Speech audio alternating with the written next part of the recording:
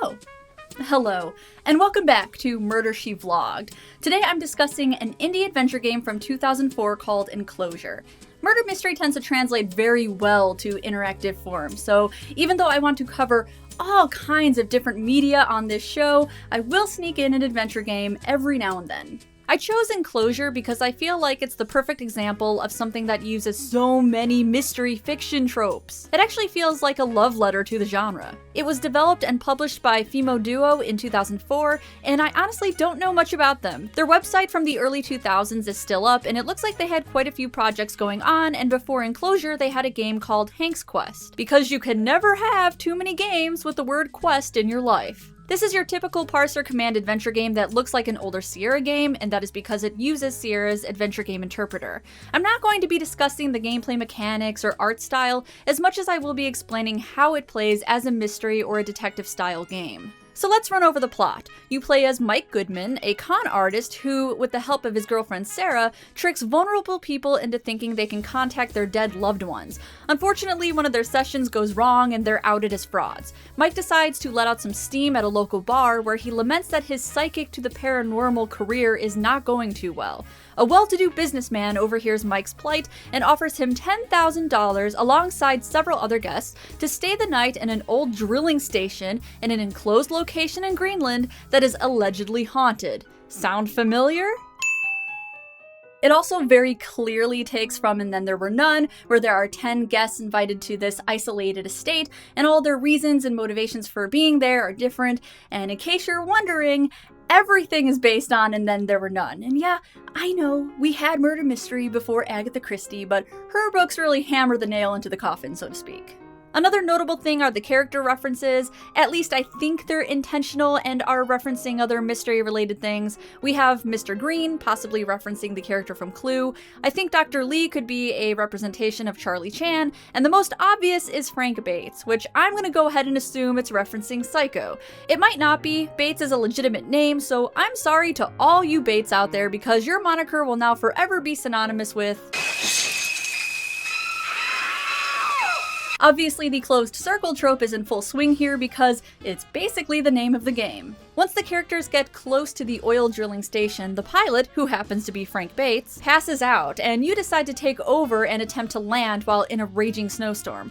By the way, you actually do play this part and are in control of the helicopter. I crashed and killed everyone twice before doing this correctly. Since your character is not exactly a licensed pilot, the helicopter still takes a lot of damage and will need to be repaired.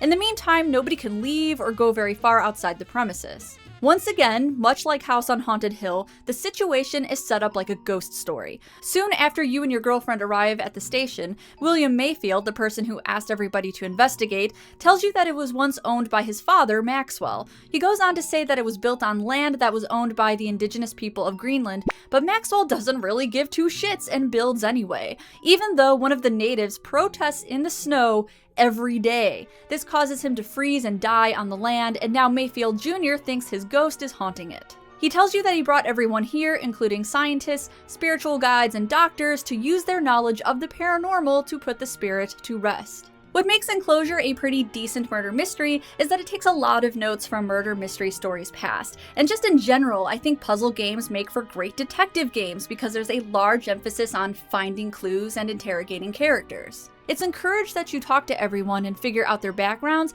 while keeping an eye out for suspicious behavior, like this guy, Owen Carter, who seems to be coloring. And now I'll draw a sun with some sunglasses on.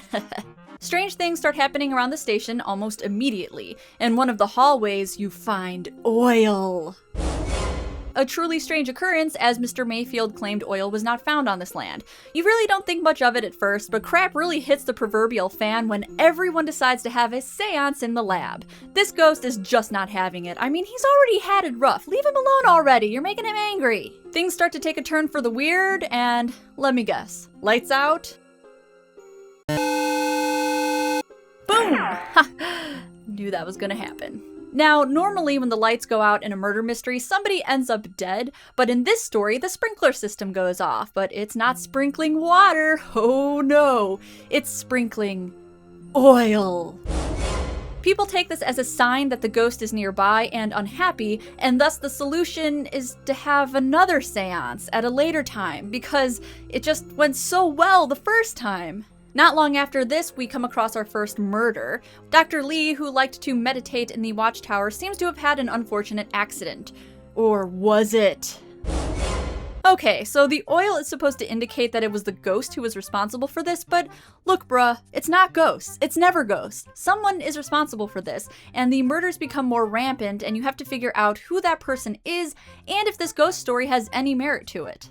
There's some investigation involved on your part, having to piece together the story by finding documents and clues, and even though it's not the most fleshed out story, it's executed nicely. In terms of characters and dialogue, I think those could have been more developed. When I think murder mystery, I think suspicious characters with their own backstories and personalities. A good example of really involved dialogue is the Colonel's Bequest, where you eavesdrop and interrogate, and you walk away feeling like you've learned a lot about the characters and their motivations. I think it'd be hard to really cultivate your own theories on Enclosure based solely on talking to these characters because they tend to blend together. What Enclosure does really well as a mystery title is create a tense atmosphere. I felt pretty compelled to see this through to the end and found several parts genuinely spooky. There are a couple nice touches here that force you to think about the characters and who the murderer might be. I specifically really like this one part where you can see way off in the distance somebody in the watchtower. A good mystery should create an atmosphere that almost feels unsafe in a way, and Enclosure does that. You really do feel isolated in this very industrial-looking building, and going outside doesn't offer much comfort because it feels like the killer can just pop out of the snow. I think the major twist is pretty predictable, but sometimes that can be given a pass if the title works as a whole. Interactive media tends to be more forgiving. You're not just following a narrative, you're also playing one of the characters, and unlike a movie, which relies on how well the story is told, something like Enclosure more relies on how you experience it as a user. So the story doesn't have to be the most profound. That being said, it should not be lazy, even if it's not terribly complex, and it should intrigue you to some degree. And I think if you like other murder mysteries, you'll appreciate this game as a well-made homage. This is an indie game from 2004, quality assurance wasn't exactly a huge thing, so there are some typos here and there, but it's not a deal breaker. I'm also not convinced the dialogue between characters is that realistic, but despite that, Enclosure has my recommendation, and I would happily add it to a murder mystery night. Hey y'all, thanks for watching Murder She Vlogged episode 2. If you want to see the first episode, I have that linked on the screen. This show is made possible by my marvelous patrons. If you want to support me and my videos, check out my Patreon campaign, and feel free to talk to me on my social media pages, all linked in the description. As always, see you guys in the next one.